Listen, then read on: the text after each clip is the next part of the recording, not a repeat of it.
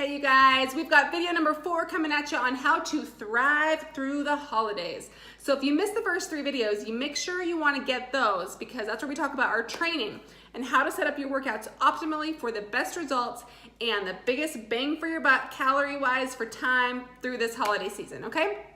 Today we're moving more into your nutrition and we're going to talk today about how you can fit treats into your nutrition plan and maintain your physique through the holidays. How awesome is that, right? Okay, so most of us these days, when you track your macros, it is so easy to just fit in a little treat here and there, right? So what you wanna do, one trick though, if you're feeling like, Trainer Lindsey, this isn't that easy, I don't really know what you're talking about. So what I want you to do is to plan the treat, put it in wherever you want it. Maybe you guys are going out for froyo, for dessert or something. You plan that meal, that treat, you build the rest of the day around it. Okay, so it may mean to build in a little treat, you're gonna have to, excuse me, you got a little gurgle in my throat. You may have to shave off some carbs and fats here and there throughout your other meals, but then you'll get this treat and you'll feel so satisfied because you stuck to your plan all day long. Yay! If you don't track macros, fitting in a treat post-workout, if you eat intuitively or follow a meal plan, take that post-workout carb and put your treat in there, okay? That is a great time because your body is going to use up all of those sugars really, really quickly to kickstart recovery. Your insulin levels are already high, so it's gonna make good use of those sugars and carbs. So that post-workout window with that meal, you want a fast-acting protein, a great ideal fit protein shake, plus your treat will be a perfect post-workout meal. So you may find through this, you guys, that when you tell yourself that no food is off limits, that sometimes that food will actually lose some of its magical appeal. Like sometimes we really want brownies because we tell ourselves we can't have them, right? But if you know you can have them every day if you want to, you just have to work it in, then sometimes you don't really care as much, right? You're not gonna be thinking about the brownies and dreaming about the brownies and like drooling over the brownies. And then once you actually can have the brownies, like on a treat meal or something, you just eat the whole plate of brownies. Sometimes that's not the best idea.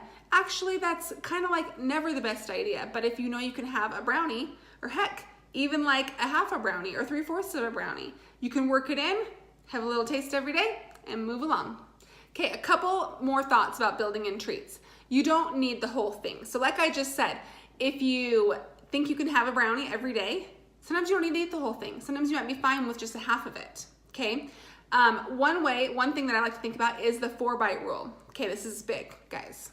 Put on your thinking caps and think about it for a minute. First bite, it always tastes freaking amazing, right? Like to die for amazing. Second bite is usually like almost just as good, right? It's really, really, really, really good. The third bite is still good, but it's not quite as good as the first 2, right? The fourth bite is when it usually starts losing its magical qualities. Do you know what I'm saying? That's when you stop.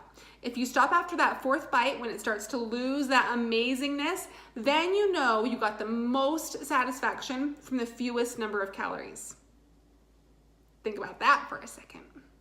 And remember, this is not the last day on earth you'll ever see a cookie or a brownie or some ice cream or something. So during this time of year, I would definitely focus more on including those treats that you do only get this time of year, like grandma's famous pumpkin pie or pecan pie or something that like you only get this time of year. Those are the kind of things to splurge on and include. But that Ghirardelli's brownie, while it's so amazing, I get it. Trust me, I get it. I love brownies so much, but you can have it any time of the year. So maybe skip to or choose to forego that treat for something that you can only have right now. Okay, you guys, that's a little bit about how to build in treats and maintain your physique. Just make it work for you instead of against you.